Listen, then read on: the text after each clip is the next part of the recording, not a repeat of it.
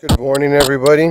PincheAls Garage here, and we are working on a 98 MK3 VR6 GTI, and we are going to be swapping the subframe and crossmember. VR6s on a Mark III don't mount like on a Mark IV, where they use the motor mounts inside the engine bay. They usually use a subframe and a crossmember to hold the engine in place. So we're going to be removing all that underneath due to the fact that the car has been super low. And the underneath of the crossmember has been ruined by just by scraping and damage.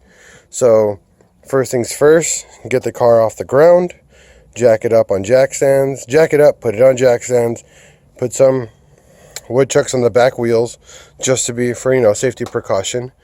And next is remove your battery. So there's a 10mm bolt here, here, and here. You're going to need to remove the battery tray out. The 10 mil here is just to take the battery and disconnect it and pull it out of the bay. Once you do that, you're going to have this one, and this bolt. Some cars will have the fourth one here. You're going to pull those bolts out and pull the tray out. That'll give us access so we can use the chain for a cherry picker. The tools you're going to be needed right now is just a cherry picker, a chain, and some couple bolts. So we can hoist the engine up, because if we don't, the engine will literally just drop. Not very safe. So the cherry picker will hold the engine up for us where it's supposed to be without taking it out of the car while we do the work underneath the car. So stay tuned, because this is PincheAls Garage. Peace. And welcome.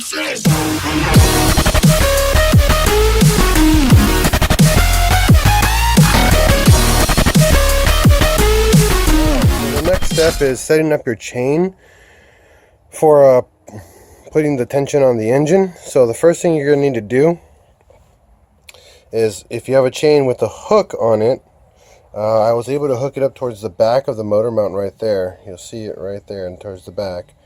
I hooked it into the back of it. So when we put the cherry picker, you're going to need to move it further in, about here. That way it pulls up this way and not pull out that way. Because we're going to try to keep the engine as level as possible. Because we're not taking it out, we're just going to put the tension on it. And then over here, you'll see that I hooked it in here. There's a little metal actual hole right here with a metal plate. That's where you're actually supposed to hook it from. Make sure you get your hoses out of the way here and the sensor out of the way, so you don't damage anything when you're pulling the chain up and nothing bends. You do have to remove your intake. Pretty straight, easy. Remove the top of the air box, and then there's a hose here and a clamp here, and everything pops right out. You guys should be able to figure that one out. It's really, really simple. So now that we have the chain ready, now let's bring the cherry picker over and get started on getting the tension on the engine, and then we'll show you guys what to do underneath the car. Alright, people, so you'll see down here below there's going to be a 13 mil here, right behind it another 13 mil. If we come back over here, there's another 13 and 13. Follow it all the way to the top. Right here, there's a nut underneath there covered in all that grease. You have 4 of these to do. You'll find the other one too. So you're going to need a 13 wrench and a 13 socket to get rid of that. Hold the nut on top with the wrench, do it on the bottom with the socket. You're going to need to remove these 4 bolts first, because that's what attaches the rack and pinion to your subframe. So that's your first duty. Once you actually get your engine set up, your chain set up, all done, and this is your next step pretty much. So get that going. So the next step here, with Oscar in the view, is the ball joints, which are using 13. So a 13 millimeter.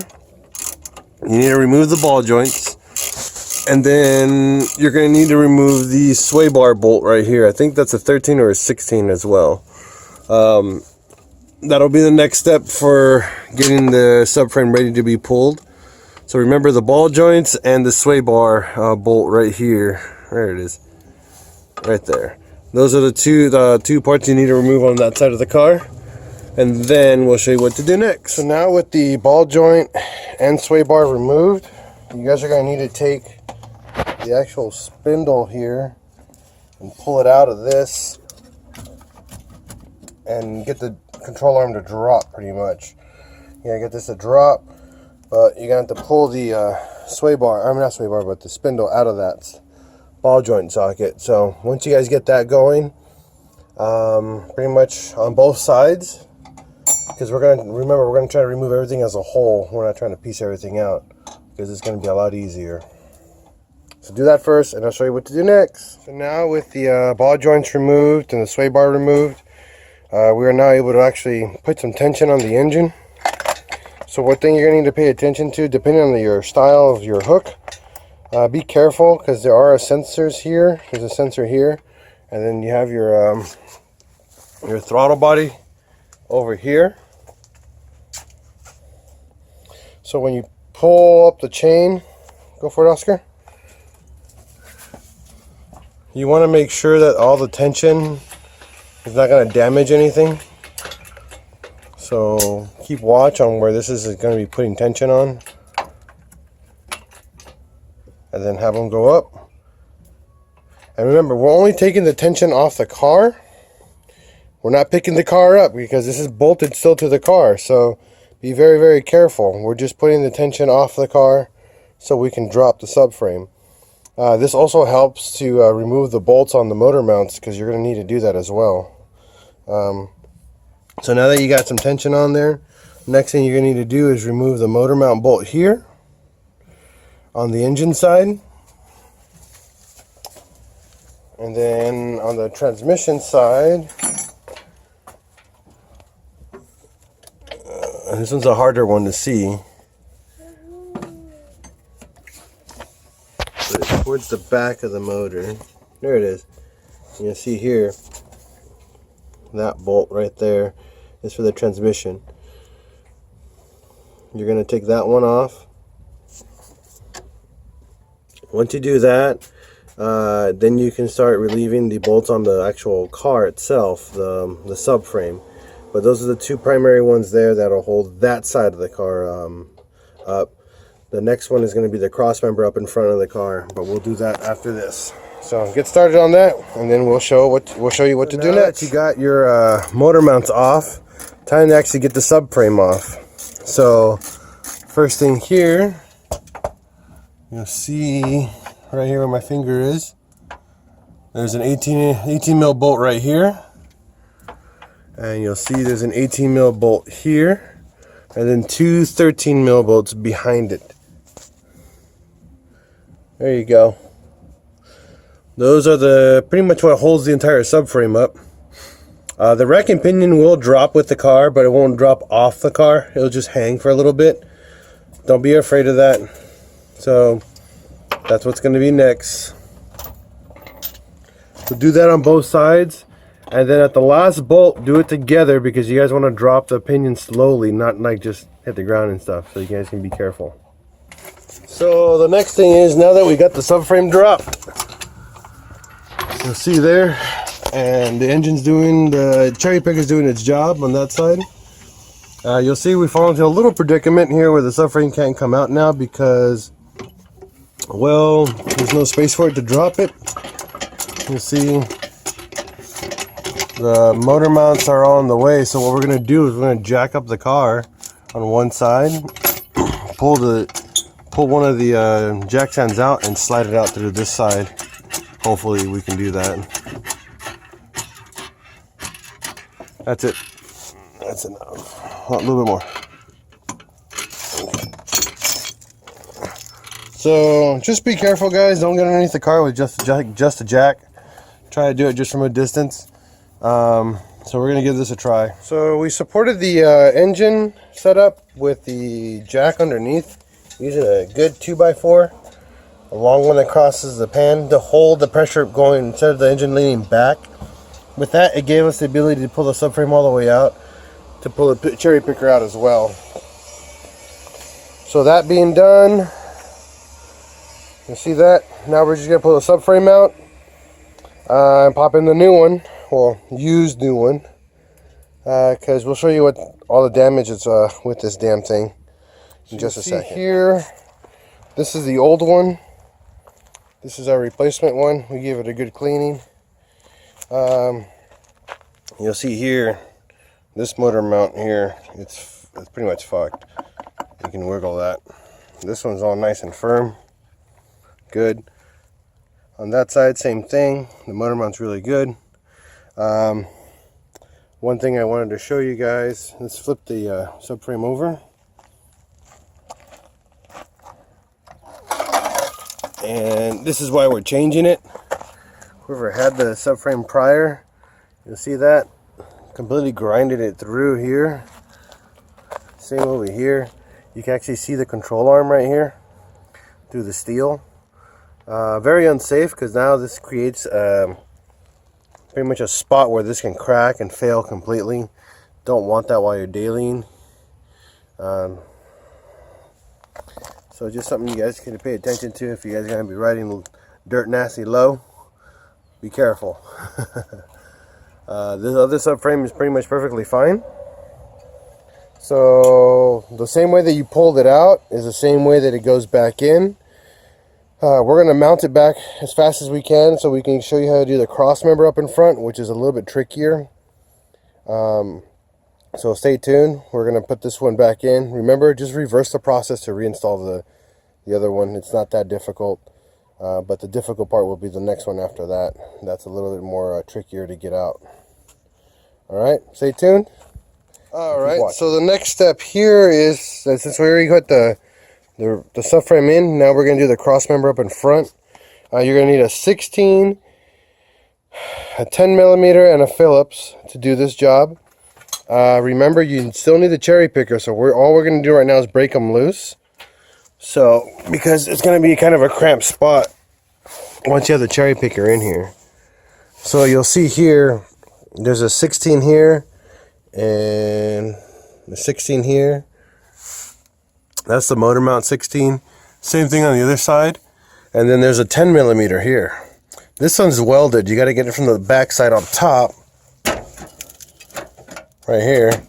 There's a 10 mil bolt here. That holds the power steering hard line across here.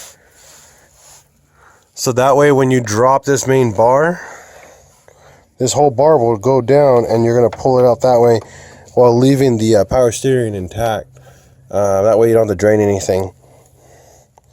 So remember, there's 4, 1, 2 on the other side, 3, which is the other one, or number 5 actually, and then 2 more 6 bolts, 2 10 millimeter tiny ones holding the power steering line. They're very easy and obvious to get a hold of. Okay, gotta have a buddy with you because this is gonna get pretty heavy here because it's in kind of an awkward position. So get those removed and we'll show you what to do next. Holding the engine up. Now time to remove the 5 16 millimeter bolts down below. Just remember, keep your face away from everything. That way you can be safe and not hurt yourself. So the 4 or the 5 16 mils. Okay, guys, be careful. I'll show you what to do next. So you'll see here, this is the front piece of the crossmember, and then this is the main piece right here. We took it out already and dropped it. So when you take it out, the 10 millimeter bolt that's right here, you need to take that off last because that's actually what's in the way. And then it'll get caught over here by the power steering line. You need to like kind of swing it down and over and pull this part out with it first. This should be going down first and that end should be coming out last. So it's like kind of a swing out. Sorry we didn't show you how to do it, but it's kind of hard to do it when there's a lot of things in the way and dropping in front of us. So I didn't want to endanger anybody here while filming at the same time. So with the cherry picker holding the engine up, the engine's secure. We're not worried about it falling. Oscar put a piece of wood on the corner of the radiator. That way that part stays up. You'll see here, this is the power steering line, the hard line that bolts onto the front of the actual crossmember here. Remember, there's 4 bolts And remember the order that came off. This piece came off first, then this one. This one goes up first, this one goes up second, and that's how you bolt everything in. If not, you won't have things lined up correctly. So now we're going to swap these out and get the good ones back in. Alright, so hopefully you guys can see this. But this is the new Crossmember. And you'll see how I swung it underneath over here. And with the help of Oscar, or your friend, if Oscar's in your neighborhood, have him help you. He's good help. You know, and you'll see it to put it up. Now make sure you line up the power steering line again and bolt it back in. This one has to be bolted in first out of all of them, because if you don't, you'll never get this line back in place. Where's the little ratchet, Oscar? Thank you, sir.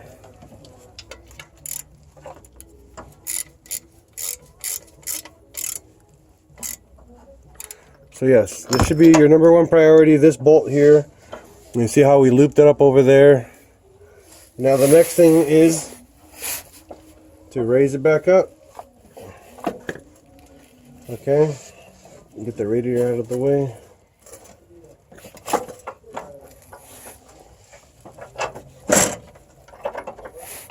Now before you bolt anything in, make sure everything is back where it's supposed to be.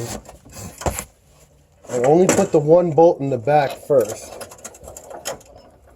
Don't put the closest one to you in, because that one, you have to use that one to bolt the other bar back in.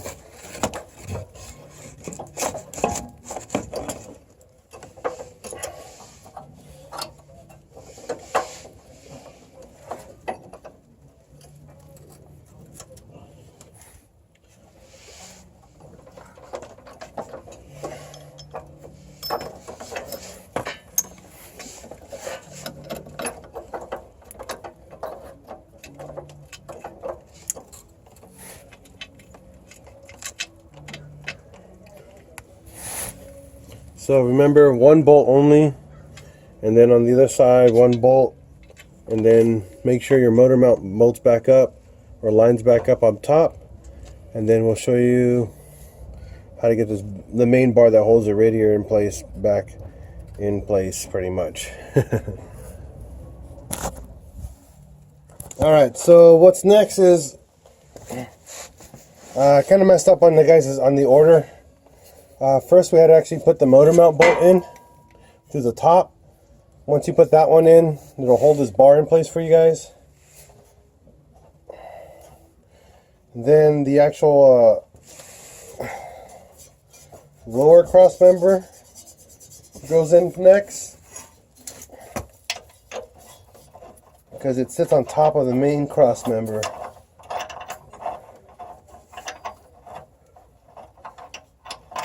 I guess we can call this one the radiator support, and we'll call this a cross member. So the radiator support goes last, the cross member goes first, and the bolts go on top of that. You got yours off, Oscar? Mm-hmm. Okay.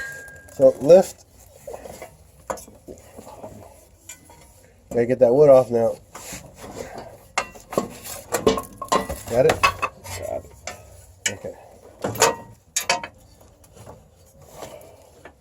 So make sure everything lines up. Put all your bolts in by hand.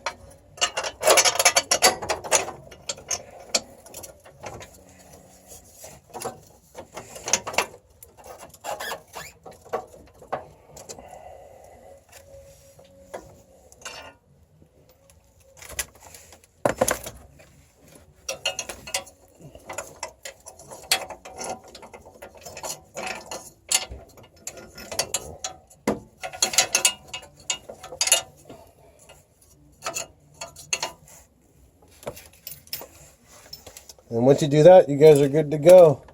That's replacing the front cross member. I'll put in the description your guys' torque specs, but that's pretty much the full entire DIY on how to install your rear subframe and your front cross member and radiator support. So thanks for watching, everybody. PincheAls Garage with Oscar. Hope you guys had an enjoyable and very stressful install. Later, guys.